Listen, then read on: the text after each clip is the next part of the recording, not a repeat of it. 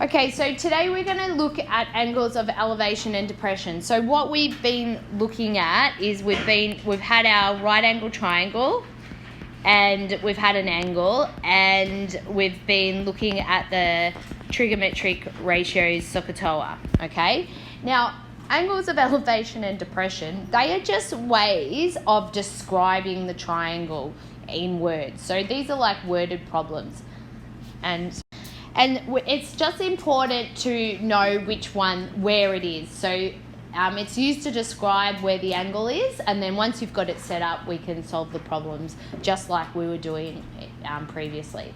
So the angle of elevation is the angle between the horizontal. So I want you to highlight that word horizontal, and then highlight in the diagram the horizontal line. So that is the horizontal.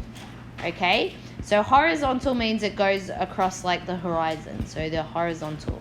So when you're doing angles of elevation, you're doing it between the horizontal and the direction above it. So what we often say that the direction, if we write that, the direction above, it's often referred to as the line of sight, yeah? So maybe underneath, write the line of sight. Okay, so when they say the angle of elevation, they're talking about that angle in here.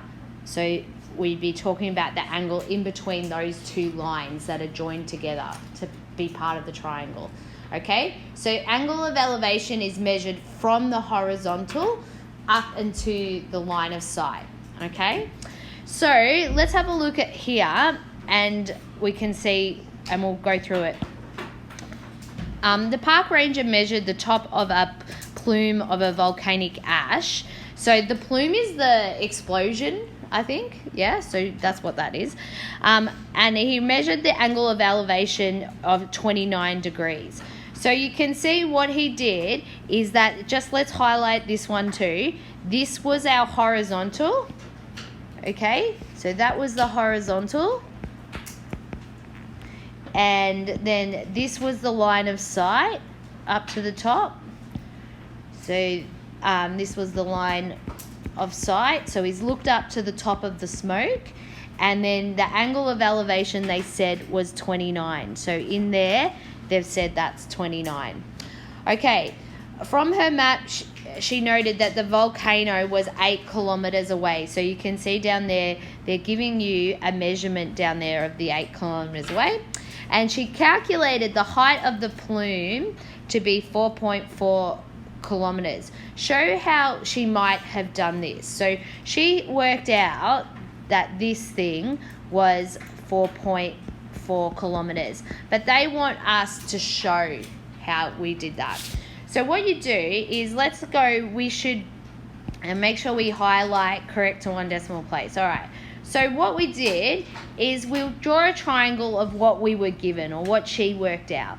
So we can see we had this right angle triangle, we had 8 kilometers, and we had the angle here. All right. Now, they wanted to find out what this height was. So if I said x equals the height of, what's it called, the plume. Okay, so we were just, to show that, you just calculate it like you would normally, and we do our thing. So when we calculate it normally, we label our triangle. So we've got hypotenuse, we've got opposite, and we've got adjacent. So we need to use A, because we've been given that, and we need the X, because that's what we're trying to prove. So which formula out of SOHCAHTOA has the O and the A? Tan, good. So we're going to write that formula out. So tan, and we write tan theta equals O over A.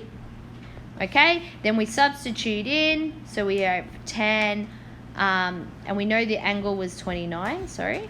So angle tan 29 equals X over 8.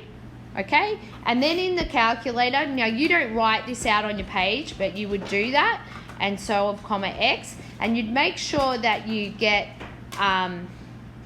you get the answer they said. So hopefully we get x to be 4.4 on our calculators. And do we get that? So angle of depression is when you're looking down at an object, but it's still measured from the horizontal line. So except the horizontal line is the one across the top. Okay, so let's write that in there, that this is the horizontal. And it's measured from that, and then you've got your line of sight, which is looking down, yeah? But it's always measured from the horizontal down. So it's this one in here. So be really, really careful. So if you look at this example out here, it says from a cliff top 61 meters above sea level, Chen saw a capsized yacht. He estimates the angle of depression. So if you're not given a diagram, you should draw one. So I'm going to draw my own, because here this is how I would do it. Here's the cliff. They gave me a cliff and they told it was 61 meters. And then they said they saw a capsized, say a boat or whatever. So there you go. It's upside down. Okay. So then it says, and it says the angle of depression. So here's Chen on top of the cliff. So his line of sight, he's looking down. So do that. So you go, here's your line of sight. That's him looking down. Okay. Now you've got to remember, when they say they measure the angle of depression, so remember the depression is from the horizontal, which is that way out there. So it's this line in here. So that's how they get this one to be 10. Okay. So, and then they want to know how far is the yacht from the base of the cliff. So in the end, this is what they want. Okay. So if I draw the triangle in there, I'm going to draw it here. I've got 61, and I've got, this is what we want to know. We want to know the distance to the boat. I'll just call it B now. And we have the line of sight there. Okay, what we do know that this is 10 degrees, okay? And we know this is, so what we want to know is we need an angle inside the triangle. So if the angle of depression is 10, do you think you could work out what this one is? Why would it be 80? Someone said 80. Why would it be 80? Yep. Yeah, so we're saying that's 80 because we know we can see the right angle in there. So we can do that. And so we have, in the end, we can use that triangle. So if we were summarizing, sorry, it's got a bit messy. So now what I'm going to use is I'm going to use 80, 61, and I'm going to know, and I'm going to find out what x is. So if I label it up, there's hypotenuse, there's, this is adjacent, and this is opposite. So I'm going to use what formula? I have O and A. We're going to use tan again. So we'll go tan 80 equals x over 61, and you can do your solve again, and then you'll get x equals, sorry, so we're going to do solve. I've run out of room here. Okay, let's do solve, and it said to the nearest meter, so that would mean you just round to the nearest whole number. So with no decimal places, because it said the nearest meter, so I get 346. Okay, so you might write here's the boat is 346 meters from the base of the cliff. Okay, so what another rule we can learn, and it can make it a bit easier, is that the angle of elevation equals the angle of depression. So what that means is, here if you've got your horizontal, and we've got two horizontals here, so if I said that's the horizontal, okay, so we're looking at two horizontals here. Oh God, I can't spell. Okay, so what happens, so say I like to draw it as if you had say you had a tree He had a little birdie in the tree. There he is. Okay? And he's got an angle of depression. He's looking down. This is the line of sight. He's looking down at the cat. Okay? Sorry. So we'll just draw a little cat there. There you go. All right. So the cat is looking up. So the cat has an angle of elevation. So there's the cat.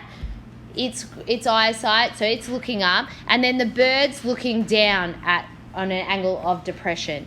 So what that says, if the bird is looking down at the cat, and just say it's an angle of 20 degrees, that means the cat's looking up at the bird at 20 degrees. So that's when they say the angle of elevation equals the angle of depression.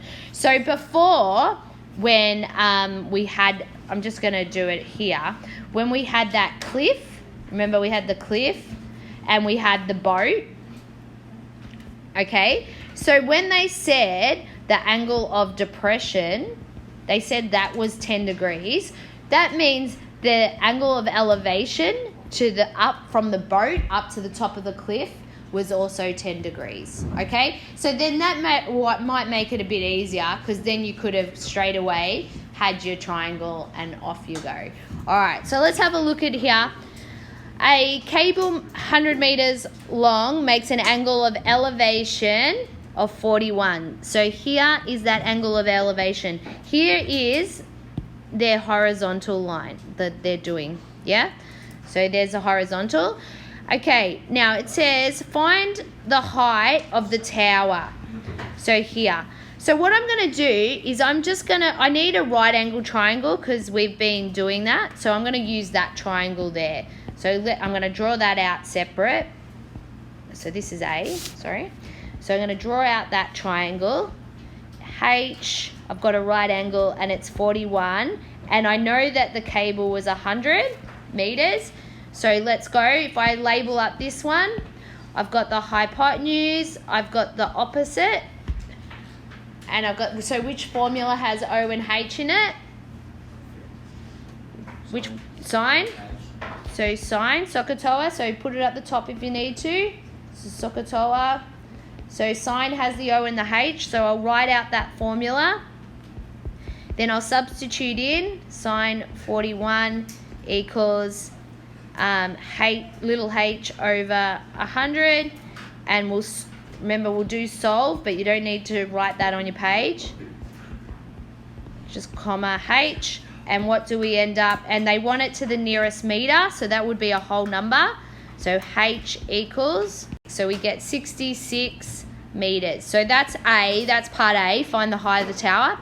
Now part B is find the angle of elevation to the nearest degree that a cable 200 meters long. Fine. So angle of elevation, remember, is from the line of sight. So we've got the 200 meter cable and the horizontal. So if you look, I'm going to use this triangle. So I'm going to use the triangle with the H, the big horizontal line. So I'm going from B to D, and then I've got the line of sight down there, which they told me is 200. Okay, so I've got a right angle, and they said, what's the angle of elevation? So the elevation, they want this one here. Okay, so, but we know what height is. We found that in the previous question. So what was height? We can write that in. How tall was the tower? 66. So if we label up this triangle, we've got the hypotenuse and we've got the opposite. So what rule are we going to use again? Yeah, inverse sine. Because we're finding the angle, good, we're going to use inverse sine, which is O on H. And so it'd be inverse sine 66 on 200. And so this is what the angle equals. Probably should have done that. So, and it said to the nearest degree, so that means whole number. So let's do it on our, so the whole number was 19 degrees. So that's the angle of elevation, and that was part B.